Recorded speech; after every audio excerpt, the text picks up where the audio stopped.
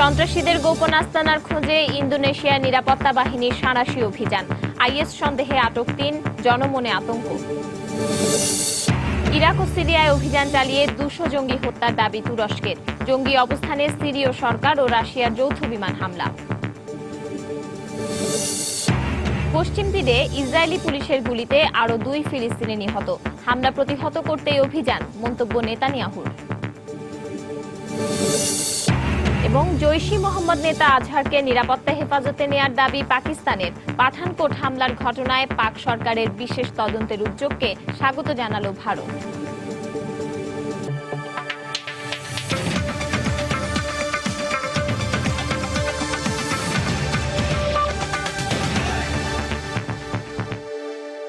আন্তর্জাতিক সময়ের সঙ্গে আছি আমি পারমিতা হিম।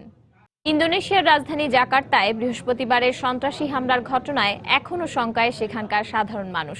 সন্ত্রাসীদের গোপন আস্তানা খুঁজে বের করতে জোর তৎপরতা চালাচ্ছে স্থানীয় পুলিশ। এরই মধ্যে আইএস জঙ্গি সন্দেহে আটক করা হয়েছে ৩ জনকে।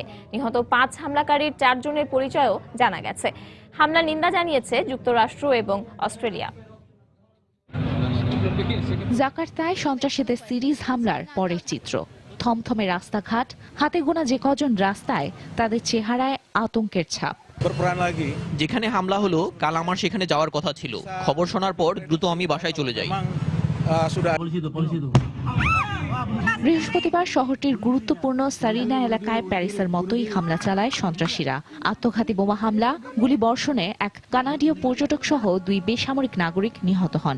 আহত হন এক আলজেরীয়, অস্ট্রীয়, জার্মান ও ডাচ সহ অন্তত ২০ জন। পুলিশের সাথে বন্দুকযুদ্ধে নিহত হয় ৫ হামলাকারীও। হামলার ধরন দেখে প্রথম থেকেই আইএসকে সন্দেহ করছিল সেদেশের নিরাপত্তা বাহিনী। ৬ ঘন্টা পর দায়ভার স্বীকার করে নেয় জঙ্গি গোষ্ঠীটি। ঘটনাস্থলে খোঁজ করে আরো ৬টি বোমা উদ্ধার করা হয়েছে। এরই মধ্যে সন্ত্রাসীদের পরিচয় পাওয়া গেছে। আমি আমার প্রতিবেশী দেশের নিরাপত্তা বাহিনীর প্রতি আহ্বান জানাচ্ছি যাতে তারাও তৎপর হয়ে ওঠে, কারণ আমাদের ধারণা সন্ত্রাস এবং এর পরিকল্পনা আমাদের দেশে হয়নি। সন্ত্রাসীদের আস্তানা খুঁজে বের করার জন্য চলছে অভিযান। বাহরুন নাইম নামের এক ইন্দোনেশিয়ান নাগরিক হামলার মূল পরিকল্পনাকারী বলেও ধারণা করা হচ্ছে। বিবিসি বলছে সেদেশের আইএস পন্থী জঙ্গি সংগঠন ইন্দোনেশিয়ান মুজাহিদিন গ্রুপ এমআইটির এই নেতা বর্তমানে সিরিয়ায় রয়েছে। এই হামলার নিন্দা জানিয়েছে অস্ট্রেলিয়া। মার্কিন প্রতিরক্ষা মন্ত্রী বলেছেন এই বিষয়ে ইন্দোনেশিয়ার গোয়েন্দা বাহিনীর সাথে যোগাযোগ করছেন তারা। ইন্দোনেশিয়ার সাথে আমার এ বিষয়ে কথা হয়েছে। আমরা জঙ্গিদের দমনে এক হয়ে কাজ করতে একমত হয়েছি। বিশ্বের সবচেয়ে বেশি মুসলিম সংখ্যাগরিষ্ঠ দেশটিতে এর আগেও ইসলামপন্থী জঙ্গিরা হামলা চালায়। ২০০০ থেকে ২০০৯ সাল পর্যন্ত জঙ্গিদের ৬ দফা হামলায় প্রায় ২৫০ মানুষ প্রাণ হারায় সেখানে। তানজিম মুনিয়াত, সময় সংবাদ। ইস্তাম্বুল হামলার পাল্টা জবাব হিসেবে ইরাক ও সিরিয়ায় আইএসের অন্তত ৫ শতাধিক অবস্থানে স্থল হামলা চালিয়েছে তুর্কি সেনাবাহিনী। এতে আইএসের অন্তত ২০০ যোদ্ধা নিহত হয়েছেন বলে দাবি করেছেন তুরস্কের প্রধানমন্ত্রী আহমেদ দাভুতোগলু। এছাড়াও সিরিয়ায় আইএসের অবস্থান লক্ষ্য করে যৌথ বিমান হামলা চালিয়েছে সিরীয় ও রুশ বিমান বাহিনী।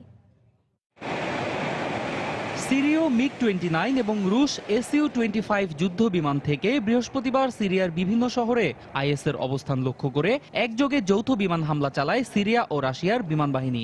লাটাকিয়া প্রদেশের খমেইমিম বিমান ঘাঁটি থেকে পরিচালিত এসব হামলায় আইএসের বেশ কয়েকটি প্রশিক্ষণ ক্যাম্প এবং অস্ত্রাগার ধ্বংস করা হয়েছে বলে রুশ প্রতিরক্ষা মন্ত্রণালয়ের পক্ষ থেকে দাবি করা হয়েছে।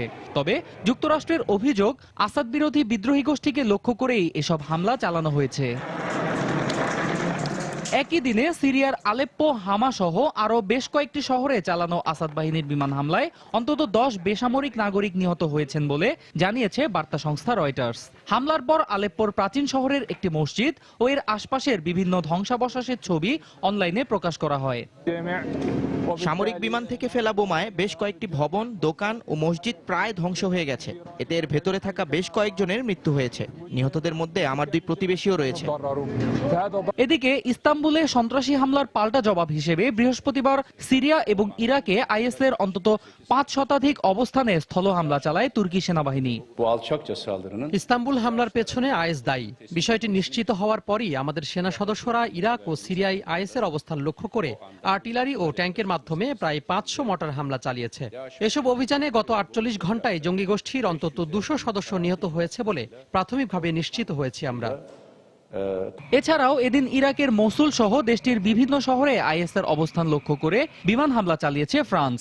সেই সঙ্গে আইএস বিরোধী অভিযান আরো জোরদারের লক্ষ্যে করণীয় ঠিক করতে আগামী সপ্তাহে প্যারিসে মার্কিন নেতৃত্বাধীন জোটের প্রতিনিধিরা আলোচনায় বসবেন বলে জানিয়েছেন ফরাসি প্রতিরক্ষা মন্ত্রী। মার্কিন প্রতিরক্ষা মন্ত্রী অ্যাশটন কার্টার আগামী সপ্তাহে প্যারিসে আসছেন। আইএস বিরোধী অভিযান আরো জোরদারের লক্ষ্যে কৌশল নির্ধারণে এবং কূটনৈতিক তৎপরতা আরো বাড়াতে মার্কিন নেতৃত্বাধীন জোটের অন্যান্য প্রতিরক্ষা মন্ত্রীদের সঙ্গে আলোচনায় বসবো আমরা। এদিকে ইরাকের সামরিক বাহিনীকে সহায়তার পাশাপাশি কমান্ডো অভিযানের মাধ্যমে আইএস নিয়ন্ত্রিত মসুল এবং রাক্কা শহর পুনরুদ্ধার করা হবে বলে ঘোষণা দিয়েছেন মার্কিন প্রতিরক্ষা মন্ত্রী অ্যাশটন কার্টার। অন্যয় কর্মকার, সময় সংবাদ। গত বছর মুসলিম দেশগুলোতে 23,000-এরও বেশি বোমা ফেলেছে যুক্তরাষ্ট্র। নতুন এক গবেষণায় এমন তথ্য উঠে এসেছে বলে জানিয়েছে সংবাদ মাধ্যম প্রেস টিভি। এতে বলা হয়, মুসলিম প্রধান 6টি দেশে এই বোমা হামলা চালানো হয়েছে। নিউ ইয়র্ক ভিত্তিক গবেষণা প্রতিষ্ঠান সিএফআর জানিয়েছে, 2015 সালে Iraq, Syria, Afghanistan, Pakistan, Yemen ও সোমালিয়ায় 23,144টি বোমা হামলা চালায় মার্কিন যুক্তরাষ্ট্র। এর প্রায় 77% হামলাই ইরাক ও সিরিয়ায় জঙ্গি গোষ্ঠী আইএসকে লক্ষ্য করে চালানো হয়েছে বলেও জানায় তারা। তবে এতে মার্কিন হামলায় মোট ক্ষয়ক্ষতির পরিমাণ ও বেসামরিক নাগরিক নিহতের সংখ্যা সম্পর্কে বিস্তারিত তথ্য প্রকাশ করা হয়নি। এদিকে 2014 সালে সিরিয়া ও ইরাকে মার্কিন বাহিনীর বিমান হামলায় অন্তত 25,000 আইএস জঙ্গি নিহত হয়েছে বলে দাবি করেছে পেন্টাগন। সিরিয়ার মাদায়া, আল-ফৌওয়া ও কেফরায়া শহরে দ্বিতীয় দফায় ত্রাণ বিতরণ শুরু হয়েছে। যুক্তরাজ্য ভিত্তিক সংস্থা সিরিয়ান অবজারভেটরি ফর হিউম্যান রাইটসের বরাত দিয়ে রয়টার্স জানায়, তীব্র খাদ্য অভাব ও চিকিৎসার অভাবে গত কয়েক মাসে মাদায়া শহরে 27 জন এবং আল-ফৌওয়া ও কেফরায়া শহরে 13 জনের মৃত্যু হয়েছে। অনাহারকে অস্ত্র হিসেবে ব্যবহার করা যুদ্ধাপরাধের শামিল বলে মন্তব্য করে জাতিসংঘের মহাসচিব বান কি মুন সংকট সমাধানে আন্তর্জাতিক হস্তক্ষেপ কামনা করেন। সিরিয়ায় সরকারি বাহিনী নিয়ন্ত্রিত মাদায়া শহরে বৃহস্পতিবার জাতিসংঘ, রেড ক্রস ও আরব সিরিয়ান রেড ক্রিসেন্টের মানবিক সহায়তা বোঝায় 50টি ট্রাক এসে পৌঁছায়। প্রতিকূল আবহাওয়া ও খাদ্যাভাবে জর্জরিত সেখানকার 40,000 মানুষের জন্য দ্বিতীয় দফায় খাবার, গরম কাপড় ও মেডিকেল সরঞ্জামাদি বিতরণ করা হয়। একই দিন দামেস্ক থেকে 21টি ট্রাকের পৃথক দুটি বহর বিদ্রোহী নিয়ন্ত্রিত আল-ফৌওয়া ও কেফরায়া শহরের দিকে পৌঁছায়। অক্টোবরের পর সোমবার প্রথমবারের মতো ওই 3টি শহরে ত্রাণ পাঠানোর অনুমতি দেয় সিরিয়া সরকার। সেখানকার বাসিন্দাদের স্বাস্থ্যের অবস্থা পর্যবেক্ষণে পুষ্টিবিদ পাঠানোর কথা জানিয়েছে রেড ক্রসের আন্তর্জাতিক কমিটি। ত্রাণ বিতরণ করতে গিয়ে আমরা মাদায়াবাসীর যে পরিস্থিতি দেখে এসেছি তা ভয়াবহ। সেখানকার অন্তত কয়েকশো মানুষের জরুরি চিকিৎসার প্রয়োজন, নয়তো তাদের কাউকে বাঁচানো সম্ভব হবে না। সিরিয়ার সাধারণ মানুষের ওপর আসাদ সরকারের এ ধরনের নৃশংস কর্মকাণ্ডে তীব্র নিন্দা জানিয়ে জাতিসংঘের মহাসচিব অবরুদ্ধ এলাকাগুলোয় নিরবচ্ছিন্ন ত্রাণ সরবরাহ ও স্থানীয়দের নিরাপত্তার বিষয়টি নিশ্চিত করতে আন্তর্জাতিক হস্তক্ষেপ কামনা করেন। সিরীয় সরকারের প্রধান দায়িত্ব নিজ দেশের মানুষকে রক্ষা করা, অথচ তারাই অনাহারকে অস্ত্র হিসেবে ব্যবহার করে আন্তর্জাতিক মানবাধিকার আইন ক্ষুণ্ণ করছে। তাদের উপর চাপ প্রয়োগ করতে সব দেশ সমন্বিত হয়ে কাজ করলে পরিস্থিতির পরিবর্তন সম্ভব। সিরিয়ায় 15টি শহরে আইএস সরকারি বাহিনী ও বিদ্রোহীদের কাছে অবরুদ্ধ 4 লাখ বাসিন্দাকে জরুরি সহায়তা দেওয়ার বিষয়ে শুক্রবার জাতিসংঘের নিরাপত্তা পরিষদের সঙ্গে যুক্তরাষ্ট্র, যুক্তরাজ্য ও ফ্রান্সের বৈঠক করার কথা রয়েছে। এর আগে বৃহস্পতিবার যুক্তরাজ্যের লন্ডনে সিরিয়ায় সম্ভাব্য শান্তি আলোচনা সফল করার বিষয়ে সৌদি আরবের পররাষ্ট্রমন্ত্রী আদেল আল জুবাইরের সঙ্গে বৈঠক করেন মার্কিন পররাষ্ট্রমন্ত্রী জন কেরি। এ সময় সৌদি পররাষ্ট্রমন্ত্রী আসাদ সরকারের সমালোচনা করেন। প্রেসিডেন্ট বাশার আল আসাদ ক্ষমতায় থেকে সিরিয়ার উন্নয়ন দূরে থাক, পুরো দেশে অস্থিরতা ছড়িয়ে দিয়েছে। মসনদে বসার সব অধিকার হারিয়েছেন তিনি। এদিকে রুশ পররাষ্ট্র মন্ত্রণালয়ের বরাত দিয়ে বিবিসি জানায়, সিরিয়ার সংকট সমাধানের বিষয়ে আলোচনা করতে 20 জানুয়ারি মার্কিন পররাষ্ট্রমন্ত্রী জন কেরি ও রাশিয়ার পররাষ্ট্রমন্ত্রী সের্গেই ল্যাভরভ জিউরিখে বৈঠক করার বিষয়ে সম্মত হয়েছেন। এ বিষয়ে 25 জানুয়ারি বিশ্ব নেতারা সুইজারল্যান্ডে জেনেভায় বৈঠকে বসবেন। সঞ্জনা চৌধুরী, সময় সংবাদ। অবরুদ্ধ পশ্চিম তীরে ইসরায়েলি পুলিশের গুলিতে আরো 2 ফিলিস্তিনি নিহত হয়েছে বলে জানিয়েছে গণমাধ্যম। ফিলিস্তিনিদের হামলাকে প্রতিহত করতেই ইসরায়েলি বাহিনী তাদের উপর গুলি চালাতে বাধ্য হচ্ছে বলে মন্তব্য করেছেন ইসরায়েলি প্রধানমন্ত্রী বিনয়ামিন নেতানিয়াহু। ইসরায়েলি পুলিশ বিচার বহির্ভূত হত্যাকাণ্ড চালাচ্ছে, সুইডিশ পররাষ্ট্রমন্ত্রী মার্গট ওয়ালস্ট্রমের এমন অভিযোগের পরিপ্রেক্ষিতে এই মন্তব্য করেন নেতানিয়াহু। এদিকে পশ্চিম তীরের আল জারিয়া এলাকায় 10 ফিলিস্তিনির উপর বহিষ্কারাদেশ জারি করেছে তেল আবিব। বৃহস্পতিবার পশ্চিম তীরের বেথলেহেমে টহলরত ইসরায়েলি বাহিনীর দিকে পাথর ও পটকা নিক্ষেপ করে ফিলিস্তিনিরা। আন্দোলনকারীদের ছত্রভঙ্গ করতে পুলিশও পাল্টা রাবার বুলেট ও কাঁদানে গ্যাস ছোড়ে। মুহূর্তেই রণক্ষেত্রে রূপ নেয় পবিত্র নগরী। গত অক্টোবর থেকে পশ্চিম তীর ও পূর্ব জেরুজালেমের দৈনন্দিন চিত্র এই সংঘর্ষ। সংঘর্ষ চলাকালীন পশ্চিম তীরের হেব্রন ও নাবলুসে দুটি আলাদা ঘটনায় ফিলিস্তিনিদের ওপর গুলি চালায় ইসরায়েলি পুলিশ। তাদের উপর ছুরি হাতে হামলা চালালে আত্মরক্ষার জন্য গুলি চালাতে বাধ্য হয় বলে দাবি করে তারা। একই ধরনের বক্তব্য ইসরায়েলি প্রধানমন্ত্রী বিনিয়ামিন নেতানিয়াহুরও। তিনি বলেন, ইসরায়েলি বাহিনী হামলাকারীদের কাছ থেকে আত্মরক্ষার জন্য গুলি চালাচ্ছে। এটাকে কোনোভাবেই বিচার বহির্ভূত হত্যাকাণ্ড বলা যাবে না। ফিলিস্তিনিরা আন্দোলনের নামে সাধারণ ইহুদি ও তাদের নিরাপত্তার দায়িত্বে থাকা ইসরায়েলি পুলিশের উপর হামলা চালাচ্ছে। এটা কোনো অপরাধ নয়, আর তাদের উপর গুলি চালালেই বিচার বহির্ভূত হত্যাকাণ্ড। এটা কোন ধরনের বিচার? সুইডিশ পররাষ্ট্রমন্ত্রীর উচিত ফাঁকা বুলি না ছুড়ে তদন্ত সাপেক্ষে কথা বলা।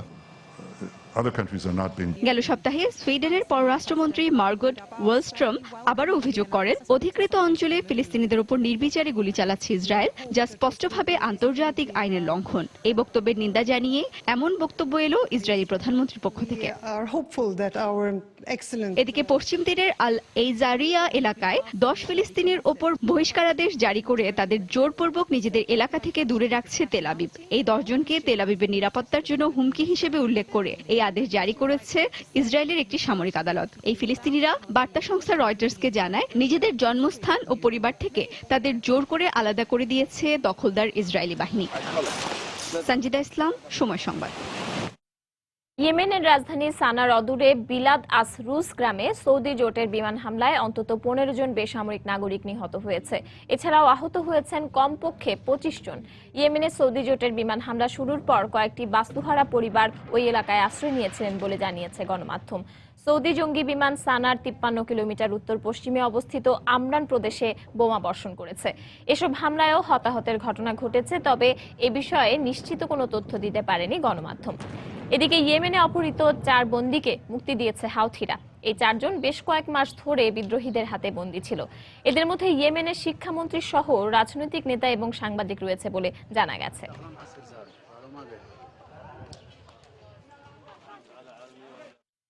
গুয়ান্তানামো বে কারাগার থেকে 10 ইয়েমেনি বন্দীকে ওমান পাঠিয়েছে মার্কিন কর্তৃপক্ষ। এর মধ্য দিয়ে প্রথমবারের মতো কারাগারটিতে বন্দীর সংখ্যা 100-র নিচে নেমে এসেছে। গুয়ান্তানামো থেকে বন্দীদের সংখ্যা কমিয়ে এনে তা পুরোপুরি বন্ধ করে দেওয়ার জন্য এই পদক্ষেপ নেওয়া হয়েছে বলে জানায় ওয়াশিংটন। শুক্রবার ইয়েমেনি বন্দীদের ওমান কর্তৃপক্ষের কাছে হস্তান্তরের বিষয়টি নিশ্চিত করেন মার্কিন প্রতিরক্ষা মন্ত্রী অ্যাশটন কার্টার। এই 10 ইয়েমেনি নাগরিক কোনো ধরনের মামলা ছাড়াই 1 দশকেরও বেশি সময় ধরে কারাগারটিতে বন্দী ছিল। এ মাসের শুরুতে আরো 4 ইয়েমেনি বন্দীকে ওমানে পাঠায় মার্কিন কর্তৃপক্ষ। প্রায় 10 বছর আগে ইয়েমেনে গৃহযুদ্ধের সময় এই ইয়েমেনিদের বন্দী করে কারাগারে নিয়ে আসা হয়।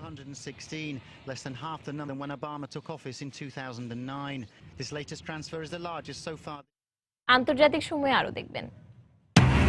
ক্রিমিয়াকে রাশিয়ার দখলমুক্ত করতে যুক্তরাষ্ট্র ও ইইউর সহযোগিতা চাইলেন পোরোশেঙ্কো। পূর্ব ইউক্রেনে কোনো পক্ষই যুদ্ধবিরতি মেনে চলছে না, দাবি ওএসসির। ভারত পাকিস্তান দ্বিপাক্ষিক সমঝোতার ভিত্তিতেই দুদেশের পররাষ্ট্র সচিব পর্যায়ের বৈঠক স্থগিত করা হয়েছে বলে জানিয়েছে নয়াদিল্লি। খুব শিগগিরই এই বৈঠকের নতুন তারিখ ঘোষণা করা হবে বলে দুদেশের পক্ষ থেকেই জানানো হয়েছে। এদিকে পাঠানকোট হামলার বিষয়ে পাকিস্তানের বিশেষ তদন্তের উদ্যোগকে স্বাগত জানিয়েছে ভারত। ওই হামলায় সন্দেহভাজন অভিযুক্ত জৈশ-ই মোহাম্মদের নেতা মাসুদ আজহারকে নিরাপত্তা হেফাজতে রাখা হয়েছে বলে দাবি করেছে পাকিস্তান পাঞ্জাবের প্রাদেশিক সরকার। শুরুর আগেই আবারও থমকে গেল ভারত পাকিস্তান শান্তি আলোচনার প্রক্রিয়া। এবার ইস্যু পাঠানকোটের জঙ্গি হামলা। শুক্রবার ইসলামাবাদে দুদেশের পররাষ্ট্র সচিব পর্যায়ের বৈঠকের কথা থাকলেও বৃহস্পতিবার দুপুরের দিকে তা হচ্ছে না বলে জানিয়ে দেয় পাকিস্তানের পররাষ্ট্র দপ্তর। একই সঙ্গে পাঠানকোট জঙ্গি হামলায় অপরাধীদের চিহ্নিত করতে দুদেশ একযোগে কাজ করছে বলে জানান দপ্তরের মুখপাত্র কাজী খলিলুল্লাহ। ভারত পাকিস্তান সম্পর্কের ক্ষেত্রে সন্ত্রাসবাদ সবচেয়ে বড় শত্রু, তাই সন্ত্রাসীদের নির্মূলে আমাদেরকে একযোগে কাজ করতে হবে। পাঠানকোটে হামলার পর দেখা দেওয়া সংকট সমাধানে এই দুদেশকেই যথাযথ ব্যবস্থা নিতে হবে। এর কিছুক্ষণ পরই সংবাদ সম্মেলনে ভারতের পররাষ্ট্র দপ্তর জানায়, দ্বিপক্ষীয় সমঝোতার ভিত্তিতে আপাতত বৈঠকটি স্থগিত রাখার সিদ্ধান্ত নেওয়া হয়েছে। পাঠানকোট বিমান ঘাঁটিতে সন্ত্রাসী হামলার বিষয়ে তদন্তে পাকিস্তানকে সার্বিক সহায়তা দেওয়ারও প্রতিশ্রুতি দেন ভারতীয় পররাষ্ট্র দপ্তরের মুখপাত্র বিকাশ স্বরূপ। We look forward পাঠানকোট হামলার ঘটনা তদন্তে ভারতে পাকিস্তানের একটি প্রতিনিধি দল আসছে। আমাদের পক্ষ থেকে তাদেরকে সব ধরনের সহযোগিতা দেওয়া হবে। আর দুদেশের পররাষ্ট্র সচিব পর্যায়ের বৈঠক আপাতত স্থগিত হলেও খুব শীঘ্রই তা অনুষ্ঠানের বিষয়ে আমরা আশাবাদী। এর আগেও ভারত পাকিস্তান শান্তি আলোচনার একাধিক উদ্যোগ ভেস্তে যায়। কাশ্মীর বিষয়ে মতপার্থক্যের জের ধরে 2014 সালের 25 আগস্টের পূর্ব নির্ধারিত পররাষ্ট্র সচিব পর্যায়ের বৈঠক বাতিল করে দেয় নয়াদিল্লি। একই কারণে গত বছরের আগস্টেও দুদেশের পূর্ব নির্ধারিত জাতীয় নিরাপত্তা উপদেষ্টা পর্যায়ের বৈঠক বাতিল ঘোষণা করে পাকিস্তান। এদিকে পাকিস্তানি গণমাধ্যমে পাঠানকোট হামলায় সন্দেহভাজন অভিযুক্ত জঙ্গি নেতা মাসুদ আজহারকে গ্রেফতারের প্রতিবেদন প্রকাশের একদিন পরই পাওয়া গেল ভিন্ন তথ্য। পাঞ্জাবের প্রাদেশিক আইনমন্ত্রী রানা সানাউল্লাহ বৃহস্পতিবার ডনকে এক সাক্ষাৎকারে জানান, আপাতত তাকে নিরাপত্তা হেফাজতে রাখা হয়েছে। ভারতের বিমান ঘাঁটিতে হামলায় আজহারের জড়িত থাকার উপযুক্ত প্রমাণ পাওয়া গেলে তাকে গ্রেফতার করা হবে বলেও জানান তিনি। তবে জৈশ ই মোহাম্মদের পক্ষ থেকে বলা হয়েছে, মাসুদ আজহারকে কখনো গ্রেফতার করা হয়নি এবং ভবিষ্যতে গ্রেফতার করা হলেও এতে তার জনসমর্থন আরো বাড়বে। সেই সঙ্গে সামনের দিনগুলোতে জিহাদ আরো জোরদার করা হবে বলে এক ফেসবুক বার্তায় জানায় জঙ্গি সংগঠনটি। রিয়াদুল ইসলাম, সময় সংবাদ। ইরানের মার্কিন নৌযান জব্দ করার ঘটনায় তেহরান ও মার্কিন প্রেসিডেন্ট বারাক ওবামার প্রতি তীব্র নিন্দা জানিয়েছেন আসন্ন প্রেসিডেন্ট নির্বাচনের সম্ভাব্য প্রার্থী ডোনাল্ড ট্রাম্প। ইরান মার্কিন নাবিকদের আটক করার সময়কার ভিডিও প্রকাশের পর এক নির্বাচনী জনসভায় ট্রাম্প বলেন, আটককৃতদের সঙ্গে অসৌজন্যমূলক আচরণ করেছে তেহরান। এজন্য ওবামা প্রশাসনকে দায়ী করে তিনি বলেন, ইরানের কাছে ক্ষমা চেয়ে নিজেদের দেশের ভাবমূর্তি ক্ষুণ্ণ করেছে মার্কিন প্রশাসন। শুধু ওবামা প্রশাসনই নয়, সাম্প্রতিক এক নির্বাচনী বিতর্কে আরেক রিপাবলিকান মনোনয়ন প্রত্যাশী টেড ক্রুজের সমালোচনা করেন তিনি। ক্রুজ জন্মসূত্রে কানাডীয় হয় তার মার্কিন নির্বাচনে মনোনয়নের যোগ্যতা নিয়ে প্রশ্ন তোলেন ট্রাম্প। 2013 সালে এক কৃষ্ণাঙ্গ তরুণকে গুলি করে হত্যার ভিডিও প্রকাশ করেছে যুক্তরাষ্ট্রের শিকাগো পুলিশ। রয়টার্স জানায়, পুলিশের কৃষ্ণাঙ্গ হত্যার ঘটনা নিয়ে সম্প্রতি মেয়র র্যাম ইমানুয়েলের বিরুদ্ধে প্রতিবাদ শুরু হলে আদালতের নির্দেশের পর বৃহস্পতিবার ভিডিওটি প্রকাশ করে কর্তৃপক্ষ। সেড্রিক চ্যাটম্যান নামের 17 বছর বয়সী ওই তরুণকে হত্যার ভিডিও ঘটনাস্থলের পার্শ্ববর্তী একটি পর্যবেক্ষণ ক্যামেরায় ধরা পড়ে। প্রকাশিত 10 সেকেন্ডের ভিডিওটিতে দেখা যায় দুজন পুলিশ চ্যাটম্যানকে তাড়া করছেন। একটু আড়ালে চলে যাওয়ার পরের দৃশ্যে তাকে মাটিতে পড়ে থাকতে দেখা যায়। 2014 সালে আরেক কৃষ্ণাঙ্গ তরুণ ম্যাকডোনাল্ডকে পুলিশ গুলি করে হত্যার পর গেল কয়েক মাস ধরেই তীব্র প্রতিবাদ চলছে শিকাগোতে। ক্রিমিয়াকে রাশিয়ার দখলমুক্ত করতে যুক্তরাষ্ট্র ও ইউরোপীয় ইউনিয়নের সহযোগিতা চেয়েছেন ইউক্রেনের প্রেসিডেন্ট পেট্রো পোরোশেঙ্কো। সেই সঙ্গে তিনি এ বছরের মধ্যে পূর্ব ইউক্রেনের রুশপন্থী বিচ্ছিন্নতাবাদী গোষ্ঠীকে পরাজিত করার প্রত্যয় ব্যক্ত করেছেন। ক্রিমিয়াবাসী চাইলে সেখানে বিদ্যুৎ সরবরাহের বিষয়ে নতুন চুক্তি করতে ইউক্রেন সরকার প্রস্তুত বলেও বৃহস্পতিবার কিয়েভে এক সংবাদ সম্মেলনে জানান পোরোশেঙ্কো। তিনি রাশিয়ার বিরুদ্ধে অবৈধভাবে ক্রিমিয়াকে দখল করে নেওয়ার অভিযোগ এনে অঞ্চলটিকে আবারও ইউক্রেনের সঙ্গে অন্তর্ভুক্ত করতে সর্বোচ্চ চেষ্টা চালিয়ে যাওয়ার ঘোষণা দেন। মস্কো নতুন করে পূর্ব ইউক্রেনের সেনা সমাবেশ করছে বলে অভিযোগ কিয়েভের। এদিকে মিনস্ক চুক্তি অনুযায়ী পূর্ব ইউক্রেনে যুদ্ধবিরতি মেনে চলা হচ্ছে না বলে দাবি করেছে ইউরোপীয় নিরাপত্তা ও সহযোগী সংস্থা OSCE। গত বছর ফেব্রুয়ারিতে বেলারুশের মিনস্কে ইউক্রেন সংকট সমাধানে 12 দফা শান্তি পরিকল্পনা বাস্তবায়নে একমত হয় ইউক্রেন, রাশিয়া, ফ্রান্স ও জার্মানি। জাপানে পর্যটকবাহী একটি বাস দুর্ঘটনায় অন্তত 14 জন নিহত হওয়ার খবর জানিয়েছে গণমাধ্যম। শুক্রবার রাজধানী টোকিও থেকে 120 কিলোমিটার দূরে কারুইজাওয়া শহরে এই দুর্ঘটনা ঘটে। এই ঘটনায় আরও অন্তত 25 জন আহত হয়েছেন, যাদের মধ্যে 19 জনের অবস্থা গুরুতর বলে জানিয়েছে জাপানের কোদো বার্তা সংস্থা। দুর্ঘটনার সময় বাসে 40 জন যাত্রী ছিল বলে জানায় গণমাধ্যম। বৃহস্পতিবার রাতে বাসটি টোকিওর হারাজুকু জেলা থেকে নাগানোর স্কি রিসোর্টের উদ্দেশ্যে রওনা হয়। আন্তর্জাতিক সময়ে আরো যা দেখবেন, ব্রাজিলের সান্তোস শহরে রাসায়নিক দ্রব্যের গুদামে বিস্ফোরণ, আশেপাশের বাসিন্দাদের জানালা বন্ধ করে ঘরে থাকার নির্দেশ মেয়রের। সন্ত্রাসীদের যোগাযোগ ও আইএসের বিস্তারে ভূমিকা রাখার অভিযোগ এনে সামাজিক যোগাযোগ মাধ্যম টুইটারের বিরুদ্ধে মামলা করেছেন এক মার্কিন নারী। শুক্রবার আরটি জানায়, ক্যালিফোর্নিয়ার ওকল্যান্ডের আদালতে মামলাটি করা হয়েছে। তামারা ফিল্ড নামের ওই বিধবা নারীর অভিযোগ, টুইটার জেনে শুনেই আইএসকে জঙ্গিবাদের প্রচারণা ও সদস্য সংগ্রহের ব্যবস্থা করে দিচ্ছে। টুইটার ছাড়া এত দ্রুত বিশ্বব্যাপী আইএসের বিস্তার ঘটত না বলেও অভিযোগ করেন তিনি। গেল নভেম্বরে জর্ডানের একটি পুলিশ প্রশিক্ষণ কেন্দ্রে হামলায় তামারার স্বামী মারা যান। পরে আইএস এই হামলার দায় স্বীকার করে। এদিকে এক বিবৃতিতে মামলার যুক্তি খুবই দুর্বল উল্লেখ করে স্বজন হারানো পরিবারটির প্রতি সমবেদনা জানিয়েছে টুইটার। পশ্চিম আফ্রিকাকে ইবোলা মুক্ত ঘোষণার কয়েক ঘন্টা পরে সিয়েরা লিওনে এই ভাইরাসে আক্রান্ত হয়ে আরও একজনের মৃত্যু হয়েছে। সিয়েরা লিওনের একটি স্বাস্থ্য কমপ্লেক্সের মুখপাত্র শুক্রবার বিবিসিকে জানান, নিহত ব্যক্তি গিনি সীমান্তবর্তী কাম্বিয়া এলাকার বাসিন্দা ছিলেন। গত বছরের 7 নভেম্বর সিয়েরা লিওনকে ইবোলা মুক্ত ঘোষণা করা হয়। বৃহস্পতিবার লাইবেরিয়া ইবোলা মুক্ত হওয়ার মধ্য দিয়ে পশ্চিম আফ্রিকাকে ইবোলা মুক্ত ঘোষণা করে বিশ্ব স্বাস্থ্য সংস্থা। পাশাপাশি ওই অঞ্চলে আবারও ইবোলা ভাইরাস আক্রমণের সতর্কতাও জারি করে সংস্থাটি। প্রতিষ্ঠানটির পক্ষ থেকে বলা হয়, ইবোলায় আক্রান্তরা সম্পূর্ণভাবে ভাইরাস মুক্ত না হওয়ায় এ অঞ্চলে পুনরায় ইবোলা আক্রমণের ঝুঁকি এখনো রয়ে গেছে। 2013 সালের ডিসেম্বর থেকে ইবোলায় আক্রান্ত হয়ে সিয়েরা লিওনে প্রায় 4000 মানুষের মৃত্যু হয়। এছাড়া পশ্চিম আফ্রিকায় মারা যান আরও অন্তত 11,000। এল নিনোর প্রভাবে আটলান্টিকের অ্যাজোরস দ্বীপপুঞ্জে জানুয়ারি মাসে একটি ঘূর্ণিঝড় আঘাত হানতে পারে বলে পূর্বাভাস দিয়েছে যুক্তরাষ্ট্রের জাতীয় হারিকেন সেন্টার। তারা এই ঝড়ের নাম দিয়েছে অ্যালেক্স। ঘূর্ণিঝড় সেন্টারের পূর্বাভাস অনুযায়ী 18 মিটার উঁচু ঢেউ ওই দ্বীপপুঞ্জে আছড়ে পড়ার সম্ভাবনা রয়েছে। বাতাসের গতিবেগ হতে পারে ঘন্টায় 160 কিলোমিটার। অ্যালেক্স আটলান্টিক অঞ্চলে সৃষ্টি হওয়া বছরের প্রথম ঘূর্ণিঝড়। আটলান্টিকে জানুয়ারি মাসে ঘূর্ণিঝড়ের ঘটনা বিরল। এর আগে 1938 সালে শেষবার একটি ঘূর্ণিঝড় আটলান্টিক উপকূলে আঘাত হানে। এল নিনোর প্রভাবে এই মাসের শেষের দিকে পালি নামে আরও একটি শক্তিশালী ঘূর্ণিঝড় প্রশান্ত মহাসাগরে তৈরি হচ্ছে বলে খবর দিয়েছে যুক্তরাষ্ট্রের জাতীয় হারিকেন সেন্টার। চীনের একটি আতশবাজির কারখানায় বিস্ফোরণে 5 জন নিহত হয়েছেন। এছাড়াও এই ঘটনায় আহত হয়েছেন আরও অন্তত 7 জন। বৃহস্পতিবার চীনের হেনান প্রদেশের টংজু কাউন্টিতে এই বিস্ফোরণের ঘটনা ঘটে। চীনা নববর্ষের 2 সপ্তাহ আগে এই ঘটনা ঘটল। টংজু কাউন্টির সরকার জানিয়েছেন, প্রাথমিকভাবে বিস্ফোরণের কারণ জানা যায়নি। এই ঘটনার কারণ অনুসন্ধানে একটি তদন্ত দল গঠন করা হয়েছে। এর আগে গত বুধবার দেশটির পূর্বাঞ্চলীয় সাংহাই প্রদেশে একটি যন্ত্রপাতির কারখানায় অগ্নিকাণ্ডে 4 জনের মৃত্যু হয়। ব্রাজিলের বৃহত্তম বন্দর সান্তোসের একটি রাসায়নিক দ্রব্যের গুদামে বিস্ফোরণের ঘটনা ঘটেছে। এতে আশেপাশের এলাকায় বিষাক্ত গ্যাস ছড়িয়ে পড়েছে। কর্তৃপক্ষের বরাতে বিবিসি ও রয়টার্স জানিয়েছে, বৃহস্পতিবার স্থানীয় সময় বিকেল 3টায় সান্তোসের পূর্বাঞ্চলীয় একটি গুদামে কয়েকটি কন্টেইনারে আগুন ধরে যায়। এতে বিষাক্ত গ্যাস ছড়িয়ে পড়ায় স্থানীয় মেয়র আশেপাশের বাসিন্দাদের জানালো, জানালা বন্ধ করে ঘরের ভেতরে থাকার নির্দেশ দিয়েছেন। এছাড়াও আকস্মিক এই দুর্ঘটনায় বন্দরের সার্বিক কার্যক্রম ব্যাহত হচ্ছে। কন্টেইনারগুলোতে অ্যাসিড ও অন্যান্য রাসায়নিক উপাদান ছিল বলে জানিয়েছে কর্তৃপক্ষ। কন্টেইনারের রাসায়নিক উপাদানের সঙ্গে বৃষ্টির পানি মিশে যাওয়ায় আগুন লেগে থাকতে পারে বলে প্রাথমিকভাবে ধারণা করা হচ্ছে।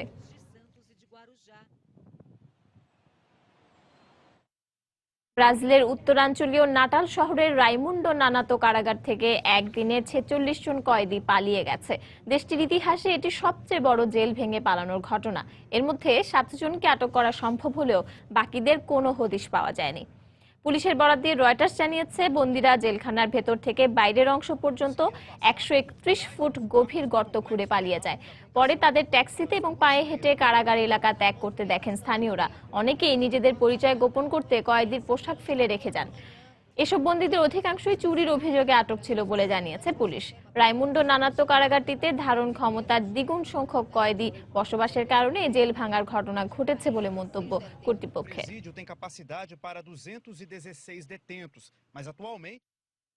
জাতীয় নেতাদের স্মরণে পুষ্পস্তবক অর্পণের মধ্য দিয়ে ভারতে পালিত হলো দেশটির সশস্ত্র বাহিনী দিবস। বীর সেনাদের স্মরণে নির্মিত স্মৃতিস্তম্ভ অমর জওয়ান জ্যোতিতে শুক্রবার শ্রদ্ধা নিবেদন করেন নৌবাহিনীর প্রধান অ্যাডমিরাল রবিন কে ধাওয়ান, সেনাবাহিনীর প্রধান জেনারেল দলবীর সিং এবং বিমান বাহিনীর প্রধান মার্শাল অরূপ রাহা। সেনাবাহিনীর দৃঢ়তা আর ত্যাগের প্রতি সম্মান জানিয়ে টুইটারে এক বার্তা প্রকাশ করেন ভারতের প্রধানমন্ত্রী নরেন্দ্র মোদী। 1949 সালের এই দিনে ভারতের শেষ ব্রিটিশ কমান্ডার ফ্রান্সিস বুচারের স্থলাভিষিক্ত হন প্রথম ভারতীয় commander in chief field marshal KM কারিয়াপা। যুক্তরাষ্ট্রে ক্যান্সার আক্রান্ত 8 বছর বয়সী এক বালক চীনে বিখ্যাত হওয়ার ইচ্ছা পোষণের পর সামাজিক যোগাযোগ মাধ্যমে বেশ সাড়া পড়েছে। আন্তর্জাতিক গণমাধ্যম জানায়, ডুরিয়ান মারে নামের ওই বালক 4 বছর বয়স থেকেই ক্যান্সারে আক্রান্ত। সম্প্রতি সে তার পরিবারকে জানায় মৃত্যুর পূর্বে সে মহাপ্রাচীরের দেশ চীনে পরিচিত হতে চায়। এরপর তার পরিবার ফেসবুকে একটি পেজ খোলার পর দ্রুতই চীনের সামাজিক যোগাযোগ মাধ্যমে বেশ সাড়া পড়ে যায়। দেশটির অনেকেই তার পাশে দাঁড়িয়েছেন। কেউ কেউ তার নামের পাশে হ্যাশট্যাগ লাগানো প্ল্যাকার্ড হাতে ছবি তুলে ফেসবুক কিংবা টুইটারে পোস্ট করছেন। প্রতি বছরের মতো এবারও যুক্তরাষ্ট্রের ডেট্রয়েটে চলছে north American international auto show 2016। Sports car থেকে শুরু করে বিভিন্ন মডেলের পিকআপ নিয়ে এবারের প্রদর্শনীতে হাজির হয়েছে বিশ্বখ্যাত গাড়ি নির্মাতা প্রতিষ্ঠানগুলো। বাজারে তেলের দাম কমে যাওয়ায় জ্বালানি সাশ্রয়ী গাড়ির প্রতি এবারে তেমন আগ্রহ নেই ক্রেতাদের। তবে বৈচিত্র্যময় ডিজাইন, স্বয়ংক্রিয় ড্রাইভিং, অধিক নিরাপদ ও দ্রুতগতি সম্পন্ন গাড়িগুলোই নজর কেড়ে নিয়েছে দর্শনার্থীদের। ঝাঁ চকচকে সব গাড়ি নিয়ে জমকালো আয়োজনের মধ্য দিয়ে শুরু হয়েছে ডেট্রয়েট অটো শো। নিত্য নতুন গাড়ির খোঁজে তাই দর্শনার্থীরাও ভিড় জমিয়েছেন এই প্রদর্শনীতে। প্রযুক্তি প্রেমীদের জন্য মার্সিডিজ এবারে নিয়ে এসেছে ই ক্লাসের স্বয়ংক্রিয় গাড়ি। সড়ক পথে এই মডেলের প্রতিটি গাড়ি পরস্পরের সাথে তথ্য আদান প্রদান করতে পারবে, ফলে রাস্তার পরিস্থিতি সম্পর্কে তাৎক্ষণিক তথ্য পাবেন চালকরা। প্রযুক্তির অভাবনীয় বিষয় এবার নিয়ে এসেছি আমরা। ই ক্লাসের এই গাড়িটি স্মার্টফোনের মাধ্যমে পার্ক করতে পারবেন ব্যবহারকারীরা, ফলে গাড়ির বাইরে থেকেও এই গাড়িটি ইচ্ছে মতন চালানো যাবে।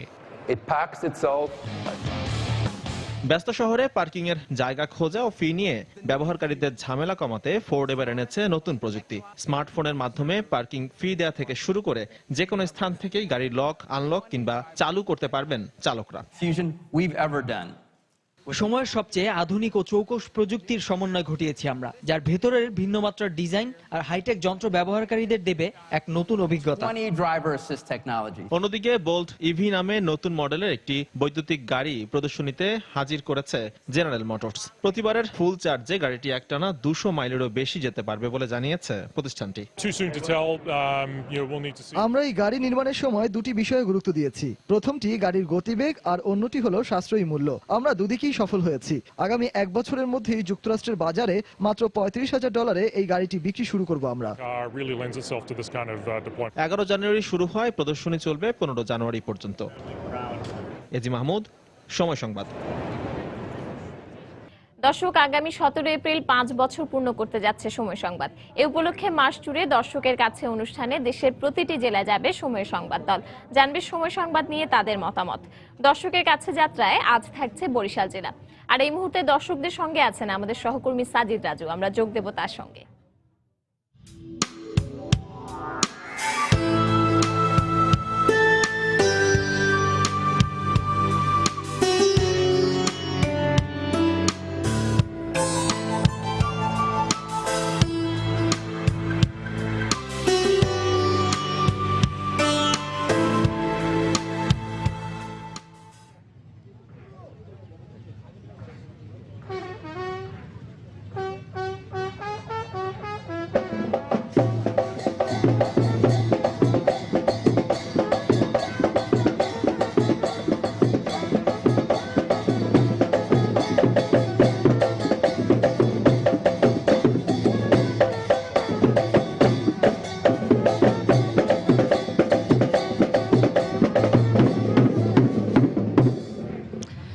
সময় টেলিভিশনের ৫ম প্রতিষ্ঠা বার্ষিকী আগামী 17 এপ্রিল। গত 5 বছরে আমরা দর্শকদের যেসব অনুষ্ঠান এবং খবর দেখিয়েছি, সেসব অনুষ্ঠান, খবর এবং প্রোগ্রাম দর্শকদের কেমন লেগেছে এবং তাদের মনে সময় টেলিভিশন কতটা জায়গা করে নিতে পেরেছে সেসব প্রশ্নের উত্তর খুঁজতে আমরা যাচ্ছি টেকনাফ থেকে তেতুলিয়া, রূপসা থেকে পাথুরিয়া পর্যন্ত সমগ্র বাংলাদেশের 64টি জেলায়।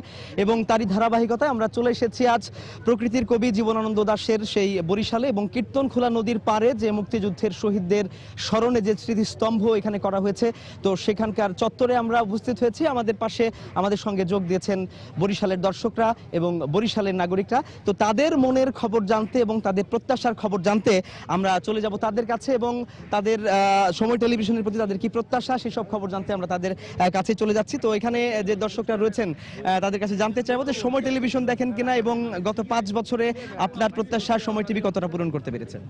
আমি প্রতিদিনই সময় টিভির বিভিন্ন অনুষ্ঠানগুলো দেখি, নিয়মিত নিউজগুলো দেখি।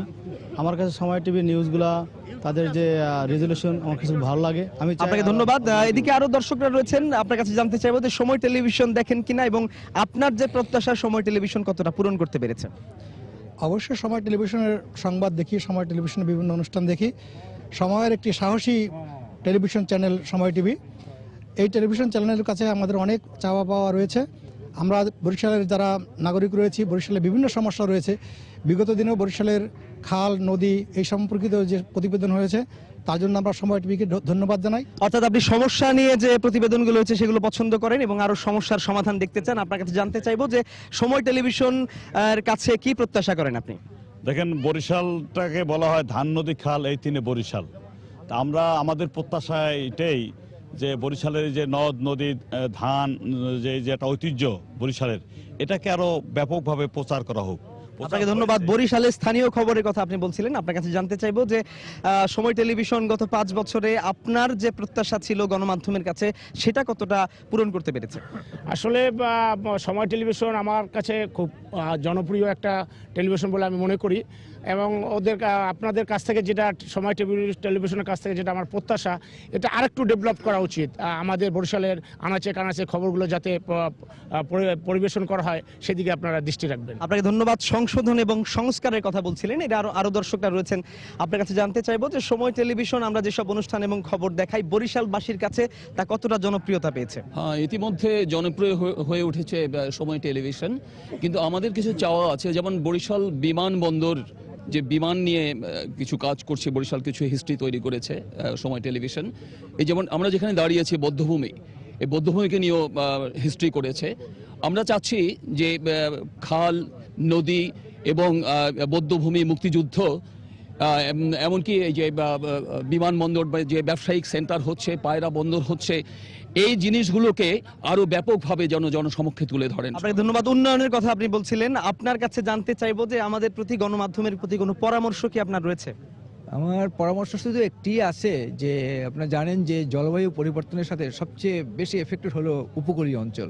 এই অঞ্চলটি, এই অঞ্চলের উপরে এই যে এফেক্টটা আছে এবং এর সংস্কারের এর জন্য কী করতে হবে, এই জন্য বারবার খুব বেশি করে যদি খবর প্রচার হয় তাহলে আমার মনে হয় টনক নড়ে সরকারের এবং আন্তর্জাতিকভাবে এই টনকটা নড়ে এবং এখানে সময় টেলিভিশন একটু উল্লেখযোগ্য ভূমিকা পালন করবে। আপনাকে ধন্যবাদ। আরেকজন দর্শক আমাদের সঙ্গে যোগ দিয়েছেন, আমরা তার কাছে জানতে চাইবো যে সময় টেলিভিশন আপনার প্রত্যাশা কতটা পূরণ করতে পেরেছে? সময় টেলিভিশন আমাদের অনেক প্রত্যাশাই পূরণ করেছে। এখানে বরিশাল শহর আপনারা জানেন যে এটি একটি শিক্ষা নগরী। শিক্ষার উপরে, বিশেষ করে ঝরে পড়া শিশুদের উপরে একটি অনুষ্ঠান তারা করেছিল। আর আমরা আশা করব সময় টেলিভিশনের কাছে যে বরিশালের যে প্রান্তিক জনগোষ্ঠী আছে বিভাগের, তাদের শিক্ষা ব্যবস্থা সম্পর্কে, তাদের জীবনযাত্রার উপরে যদি কিছু সংবাদ তৈরি করা যায়। ধন্যবাদ। প্রান্তিক জনগোষ্ঠীর কথা বলছিলেন, আপনার কোনো পরামর্শ রয়েছে কি? সময়ের প্রয়োজনে সময়, এই স্লোগানকে সামনে রেখে সময় টিভির 5 বছর চলার সাথে আমরাও একাত্ম। আমি চেষ্টা করি সময় টেলিভিশনের সাথে থাকতে আর কি। তো বরিশালের পার্সপেক্টিভে বিভিন্ন সময় সময় টেলিভিশন আমার কাছ থেকে কোনো টুকরো খবর সংগ্রহের জন্য এসছে, বিশেষ করে আবহাওয়া সংক্রান্ত, খাদ্যপুষ্টি সংক্রান্ত, স্বাস্থ্য বিষয়ক। তো সবাই যেগুলো বললো আর কি, বিশেষ করে এই শিল্প উন্নয়ন, নদী নালার ব্যাপারে, বিমানবন্দরের ব্যাপারে, প্রান্তিক জনগোষ্ঠীর জীবন, ঝরে যাওয়া ছাত্রদের নিয়ে। আপনাকে ধন্যবাদ। আপনি উন্নয়নের কথা বলছিলেন এবং দর্শক, এই বরিশালের এই চত্বরটিতে আমাদের সঙ্গে বিভিন্ন শ্রেণী এবং পেশার মানুষরা যেমন রয়েছেন, পাশাপাশি কিন্তু তরুণরা রয়েছেন এবং বিভিন্ন শিক্ষা প্রতিষ্ঠানের শিক্ষার্থীরা আমাদের সঙ্গে রয়েছেন। তো এরকম শিক্ষার্থীদের কথা আমরা জানতে চাইবো। এখানে বেশ কয়েকজন যুবক এবং তরুণকে দেখতে পাচ্ছি। আপনাদের প্রত্যাশা বা তরুণদের প্রত্যাশা সময় টিভি কতটা পূরণ করতে পেরেছে? আসলে সময় সংবাদ আমরা দেখি, সময় সংবাদ ভালো লাগে, কিন্তু বিনোদনমূলক অনুষ্ঠান খুব কম থাকে, বুঝছেন। সময় সংবাদে বিনোদনমূলক অনুষ্ঠান খুব কম থাকে। আপনাদের কাছে আমরা রিকোয়েস্ট করি যে বিনোদনমূলক অনুষ্ঠান যেন সময় সময় দেখায়।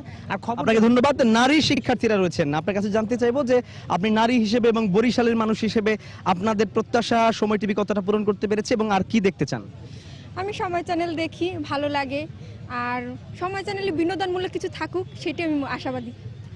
দর্শক, এখানকার বিভিন্ন বয়সী মানুষরা আমাদের সঙ্গে যোগ দিয়েছেন এবং সময় টেলিভিশনের এখানকার যে ব্যুরো প্রধান সহ স্থানীয় সাংবাদিকরা রয়েছেন এবং এখানকার তরুণ প্রজন্মের লোকজনরা যেমন রয়েছেন।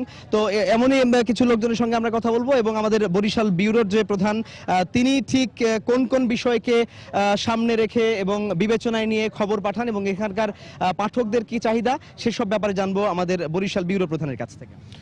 রাজু, আপনাকে ধন্যবাদ। যেটা আমরা বলছিলাম যে যে আজকে আমরা যে কাজটি করেছি জনসাধারণের কাছ থেকে, সাধারণ মানুষদের কাছ থেকে আমরা কথা বলেছি এবং শুনলাম। আসলে এই গত 5 বছরে আমি এ পর্যন্ত মোট 700-র মতো প্যাকেজ করেছি বরিশালের স্থানীয় ইস্যু নিয়ে। আর এর বাইরে প্রায় 6500 ইভেন্ট করেছি, ডেইলি ইভেন্ট। আর এর বাইরে লাইভ করেছি প্রায় 300-র মতো। আপনাকে ধন্যবাদ। বরিশালের অসংখ্য খবর আপনি কভার করেছেন এবং দর্শকের জন্য নিয়ে গেছেন।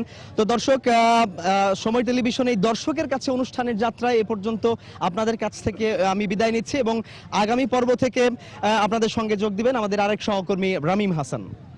আপনাকে অসংখ্য ধন্যবাদ। আমাদের সহকর্মী সাজিদ রাজু এই কয়েকদিনে খুলনা এবং রাজশাহী পাশাপাশি ঢাকা বিভাগের বেশ কয়েকটি জেলা ঘুরে ঘুরে সেখানকার দর্শকদের প্রত্যাশা জেনেছেন এবং তাদের কাছ থেকে আসলে বোঝার চেষ্টা করেছেন আসলে দর্শকরা আমাদের কাছে কি প্রত্যাশা করেন। তো এখন থেকে আগামী কিছুদিনের জন্য আমি আপনাদের সঙ্গে থাকবো এবং আপনাদের দাঁড়ে দাঁড়ে যাব, আপনাদের কাছে যাব, জানার চেষ্টা করব আপনাদের প্রত্যাশা, যেহেতু আপনাদের প্রত্যাশাটাই আমাদের সবচেয়ে বড় কাম্য এবং আমরা সেগুলো নিয়ে কাজ করতে চাই।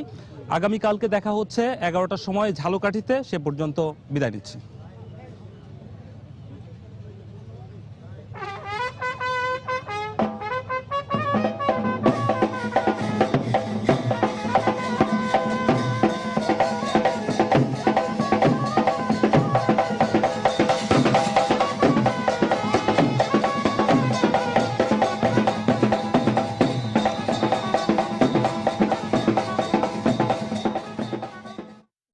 দর্শকের কাছে যাত্রায় বরিশাল থেকে আমাদের সাথে যোগ দিয়েছিলেন আমাদের দুই সহকর্মী সাজিদ রাজু এবং রামিম হাসান। এবং আমরা প্রতিদিনই বিভিন্ন আপনাদের দর্শক মতামত জানতে আমরা বিভিন্ন জেলায় যাব, দেখার আমন্ত্রণ রইল এবং সেই সাথে আমন্ত্রণ রইল আমাদের সাথে যোগ দেবার। এই পর্যায়ে আবারও জানিয়ে দিচ্ছি আন্তর্জাতিক সময়ের শীর্ষ সংবাদগুলো। সন্ত্রাসীদের গোপন আস্তানার খোঁজে ইন্দোনেশিয়ার নিরাপত্তা বাহিনীর সাঁড়াশি অভিযান, আইএস সন্দেহে আটক 3, জনমনে আতঙ্ক। ইরাক ও সিরিয়ায় অভিযান চালিয়ে 200 জঙ্গি হত্যার দাবি তুরস্কের, জঙ্গি অবস্থানে সিরীয় সরকার ও রাশিয়ার যৌথ বিমান হামলা। পশ্চিম তীরে ইসরায়েলি পুলিশের গুলিতে আরো 2 ফিলিস্তিনি নিহত, হামলা প্রতিহত করতেই অভিযান, মন্তব্য নেতানিয়াহুর। এবং জৈশি মোহাম্মদ নেতা আজহারকে নিরাপত্তা হেফাজতে নেয়ার দাবি পাকিস্তানের, পাঠানকোট হামলার ঘটনায় পাক সরকারের বিশেষ তদন্তের উদ্যোগকে স্বাগত জানালো ভারত। দর্শক, এই ছিল আন্তর্জাতিক সময়ে। যে কোনো খবর পেতে ভিজিট করুন সময় নিউজ.tv। সঙ্গে থাকুন সময়।